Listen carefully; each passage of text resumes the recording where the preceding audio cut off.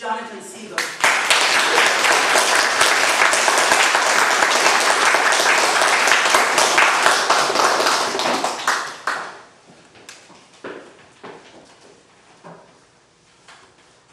It's in you to give.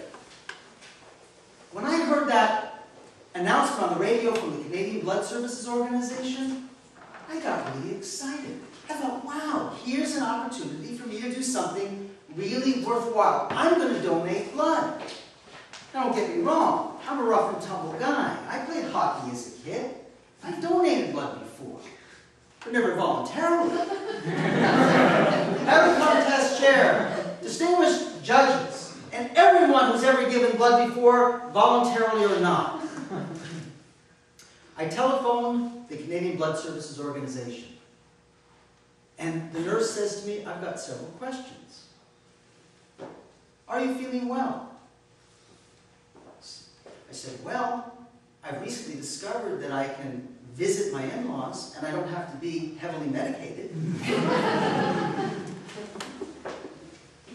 Was your last examination with your family physician normal? I said, well, the last time I visited my family physician, I had a prostate examination. And the doctor put on the gloves and he was doing the examination and he said, this is normal. I looked up at him and I said, well, maybe for you it is.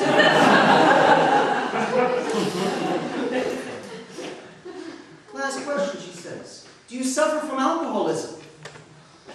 I said, no, I actually quite like it.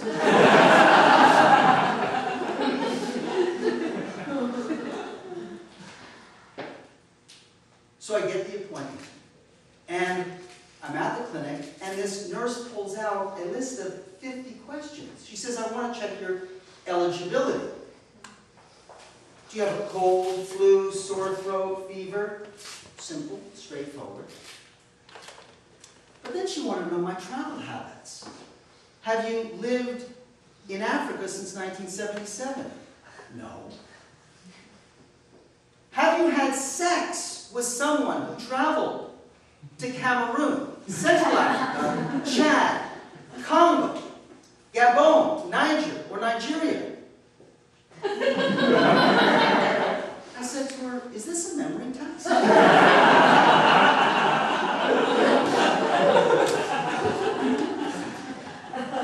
Part B of that question. Have you had sex with someone who had sex with someone who traveled to Cameroon, Central Africa, Chad, Congo, Gabon, Niger, or Nigeria?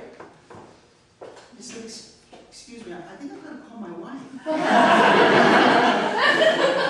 Honey, I know there's a question I've been meaning to ask you.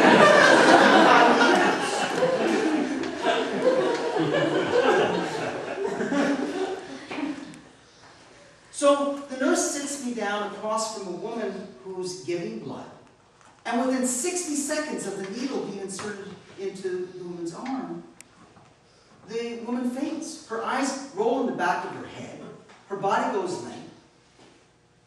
The nurses reacted quickly, professionally. It took them 10 minutes, but they did bring her back to life.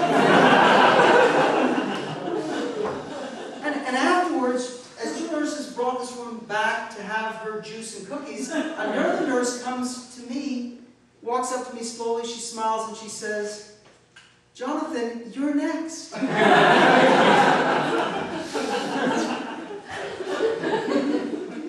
said, I've got to first snort my cocaine first. In fact, she asked me two other questions. She said, have you had cocaine the last 12 months? I said, I was too drunk to remember. And there was one other question that I couldn't believe. She says, have you in your past or present job taken care of or handled monkeys or their body fluids? I said, I work with a lot of buffoons.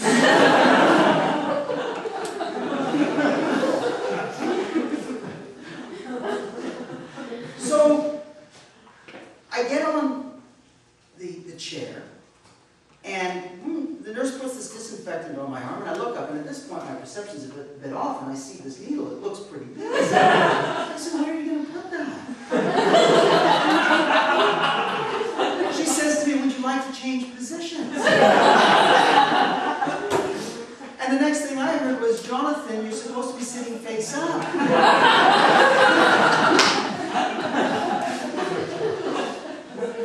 And after I gave that pint of blood, and I was leaving the clinic, the nurse says to me, I'm sorry for any inconvenience that you had, that you experienced. And I said, I'm actually feeling wonderful. I'm feeling like a new man. I'm feeling like a whole different person. So I said to her, no bad blood. I drove home without any sensation in my legs. And I'm listening to this motivational speaker who's talking about how important it is to be positive and energetic and to roar like a lion. So I come home, my wife opens the door, and I went, roar! Now, if you think, look at my wife's face was odd, you should have seen the dogs. Fellow Toastmasters, I invite and encourage you to donate blood to the Canadian Services Organization. And if you meet strict criteria where you don't have to be heavily medicated when you see your in-laws or anyone else for that matter, and you're not currently taking care of or handling monkeys or their body fluids, remember, it's in you to give.